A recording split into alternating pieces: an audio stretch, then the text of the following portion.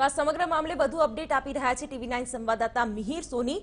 Mihir, PSI રાઠોડની પત્નીએ જે પ્રકારના આક્ષેપો લગાવ્યા છે, ગંભીર આક્ષેપો, પોલીસ હવે કોઈ દબાણમાં છે કે હવે તપાસમાં કેમ આટલું ડીલે થઈ રહ્યું છે?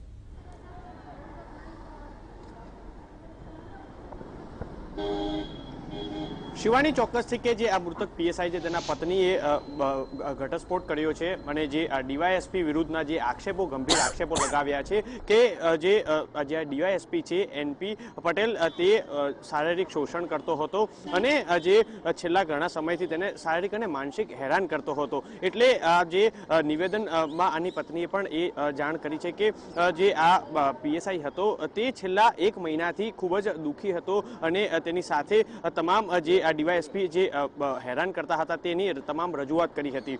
તેના કારણે તેની પત્નીએ જે આક્ષેપ કર્યા છે કે જ્યાં સુધી આ જે ડીવાયએસપી છે તેને જે બરકત નહીં કરવામાં આવે, એટલે કે તેને સસ્પેન્ડ નહીં કરવામાં આવે અને તેના સામે કાયદાકીય પગલાં નહીં ભરવામાં આવે, ત્યાં સુધી તે લોકો મૃતદેહને લેશે નહીં। અત્યારે હાલ હું સિવિલ હોસ્પિટલમાં છું। છેલ્લા 2 દિવસથી આ જે પીએસઆઈનો મૃતદેહ છે કોલ્ડ સ્ટોરેજમાં છે। હાલ પરિવારજનો એક જ માંગ કરી રહ્યા છે કે જે આ ડીવાયએસપી છે તેના વિરુદ્ધમાં ફરિયાદ નોંધવામાં આવે, પરંતુ પોલીસ તેની કાયદાકીય પગલાં રીતના તે કહેવું છે કે અત્યારે હાલ અમે તમામ લોકોના સ્ટેટમેન્ટ લઈ રહ્યા છે। ત્યારે બીજી બાજુ પણ બી ડિવિઝનના એસીપી તેમજ 2 પીએસઆઈ સહિતના પોલીસ કર્મી કરાઈ પહોંચ્યા હતા ગઈકાલે અને આ જે મૃતક પીએસઆઈ છે તેના બેન્ચમેટ છે તેની સાથે વાતચીતો, તેના નિવેદનો લીધા હતા અને તેની સાથેના વાતચીતોમાં સામે આવ્યું છે કે જે છેલ્લા ઘણા સમયથી, એટલે કે આ જે મૃતક પીએસઆઈ જે છેલ્લા ઘણા સમયથી કોઈની સાથે આ રીતના બોલતા ન હતા અને ક્યાંક ને ક્યાંક તે થોડા નિરાશ હતા, એટલે આ શારીરિક માનસિક હેરાન કરતા હોવાનું